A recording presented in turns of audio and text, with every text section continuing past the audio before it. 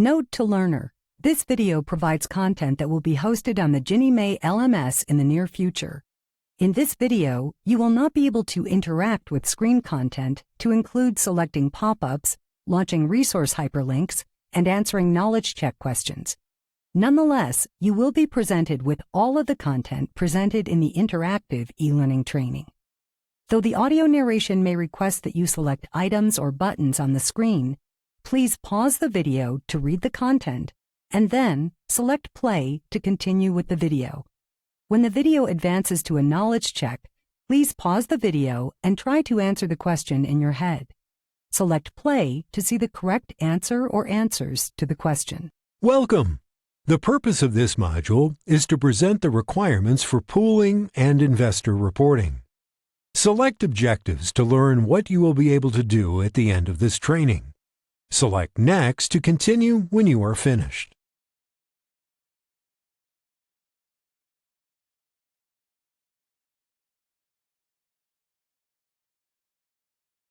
Each issuance of securities must be backed by a separate pool of mortgages, or in the case of some pools, a single mortgage. Except as otherwise specified, each mortgage must comply with the following requirements. The mortgage must be, and must remain, insured or guaranteed under federal law.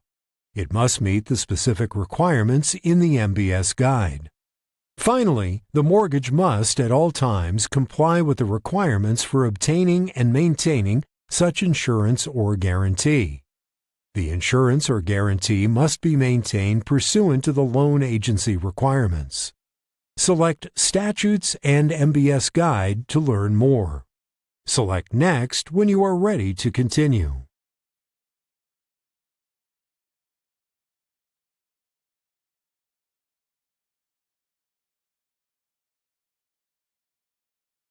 As of the pooling date, no more than one monthly payment on the pooled mortgages can be due and unpaid.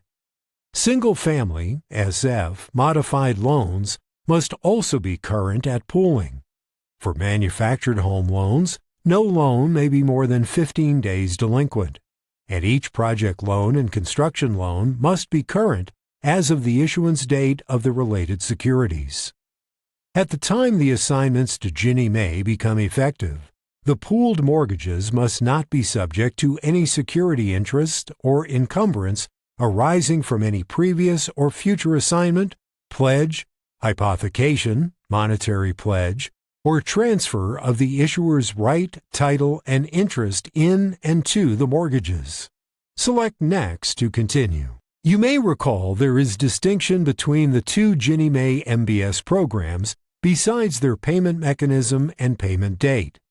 The Ginnie Mae 1 MBS program is for the issuance of securities backed by single-family or multifamily loans.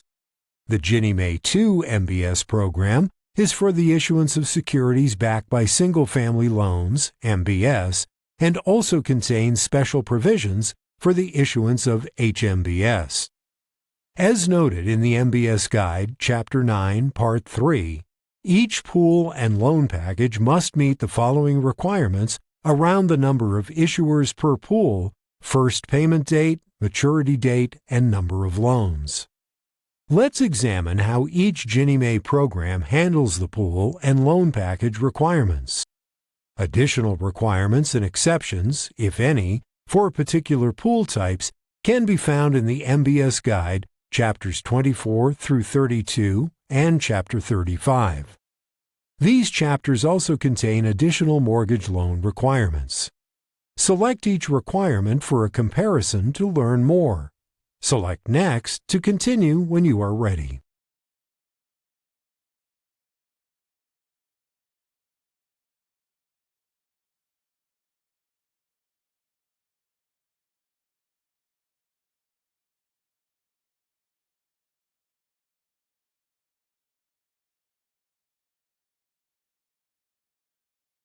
Ginnie Mae maintains key dates for security issuance in its interactive pool dates calendar on ginniemay.gov. You will find reporting deadlines and events specific to issuers. The MBS Guide, Chapter 10, provides clarification on the requirements applicable to all pools and loan packages. Importantly, before submitting the pool or loan package for approval, an issuer must have commitment authority to guarantee securities in an amount equal to or greater than the securities the issuer plans to issue and a valid pre-assigned pool number. If Ginnie Mae grants the issuer authority to issue securities, the issuer must first determine whether to issue securities in the Ginnie Mae 1 MBS program or the Ginnie Mae 2 MBS program. Next, the issuer selects an appropriate method for submitting the pool or loan package, that is, electronically. Third, the issuer assembles the required data. Depending on the method of submission selected, the issuer must either already have on file the master agreement documents with the pool processing agent, PPA, or submit them to the PPA with the pool or loan package. Finally, the issuer submits the loan documents to the document custodian for initial certification before the pool can be issued as an MBS. Unlike initial certification, final certification is technically not a pooling requirement for issuance. Final certification requires issuers to prove that all of the trailing documents are in the loan file at the document custodian facility. Issuers are allowed up to 1 year before they have to perform final certification. Select Next to continue. The pool processing agent, PPA, reviews and verifies the pool or loan package data and either approves or rejects the pool or loan package.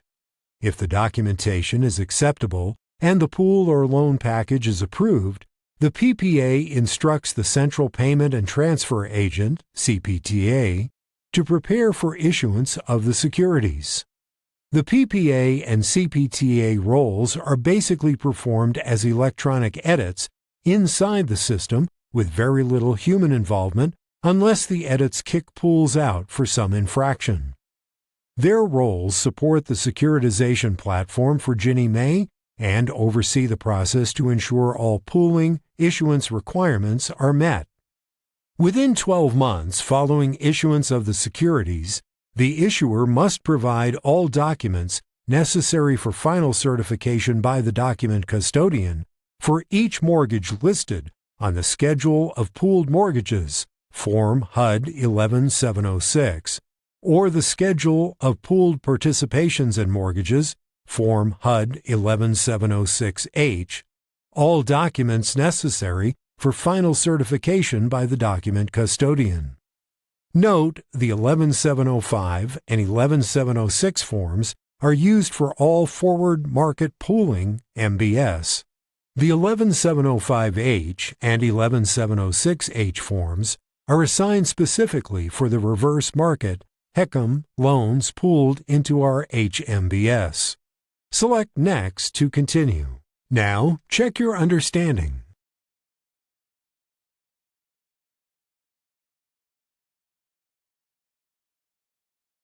Issuers of MBS have the primary responsibilities to service the pooled mortgages and administer the related securities in accordance with the applicable guarantee agreement and the MBS guide. While issuers are responsible for the servicing of their pool collateral, pool issuance and immediate transfer (PIIT) pools are required to be serviced by the issuer taking possession at point of immediate transfer upon issuance. In addition to establishing and maintaining proper P&I and escrow custodial accounts, they must ensure funds are sufficient to ensure timely payment. They also have reporting requirements that must be met on time. The issuer must also ensure a subcontract servicer, if applicable, is in compliance with all applicable guidelines and reporting requirements. It is incumbent on the issuer to satisfy its investor reporting responsibilities. The MBS Guide, Chapter 17, details the monthly requirements for accounting, reporting, and attendant documentation for pools and loan packages as follows. In the area of general account and record maintenance, Issuers are required to maintain all accounts and records relating to the pooled mortgages and securities. This account and record maintenance should conform with sound accounting practices. It should also enable Ginnie Mae or its representatives to examine and audit those accounts and records at any reasonable time. In the area of monthly reporting cutoff date, upon acceptance into the Ginnie Mae program, issuers are required to select a monthly reporting cutoff date. Select Cutoff Date to learn more. Select Next to continue when you are ready.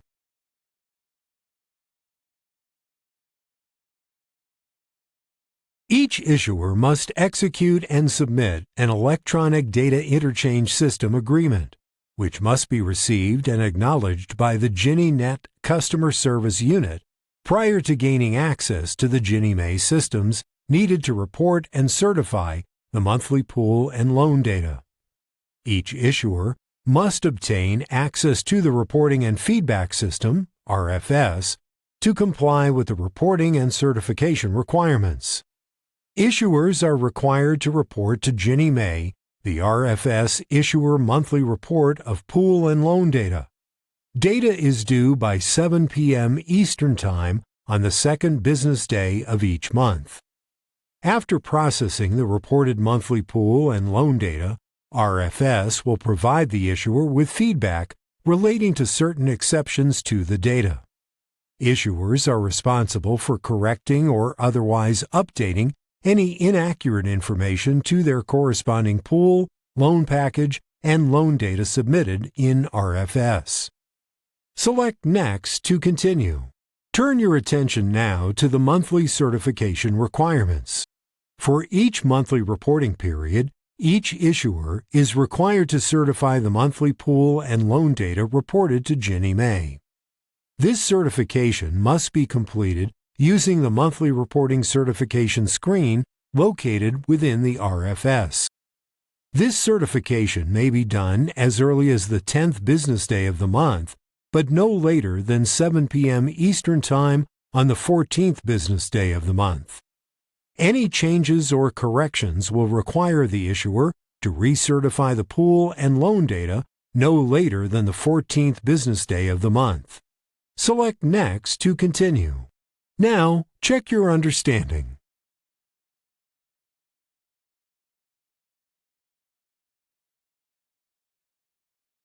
On a quarterly basis, issuers must submit the Custodial Accounts Verification Report between the 6th and 15th business day of March, June, September, and December. Issuers must also submit the RFS Widely Held Fixed Investment Trust, WIFIT, information by the 10th calendar date, CD, of January, April, July, and October. Corrections are due by the 15th calendar day. On an annual basis, issuers must submit the financial statements in the Independent Public Accountant (IPA) module 90 days after the close of the issuer fiscal year. Their master agreements must be submitted by December 31st. Note, Ginnie Mae provides the MWX Issuer Detail Report to the issuer through e-notification at the issuer's fiscal year-end. Select Next to continue. The goal of this training module was to provide you with a high-level overview of the pooling and investor reporting requirements. You learned that issuers' requirements for pool and loan packages include providing the following documents: pre-assigned pool numbers, master agreements, commitment authority, and initial and final certifications. In addition to the issuer's responsibilities, the PPA, the CPTA, and the document custodian all have roles in ensuring the requirements are met in accordance with the laws and Ginnie Mae policies. You then explored the requirements that issuers have to service the pooled mortgages and administer the related securities. You learned about the investor reporting requirements, including the monthly, quarterly, and other reports and certifications to Ginnie Mae. Select objectives for a review of what you should now be able to do. You may use the exit button to leave this presentation at this time.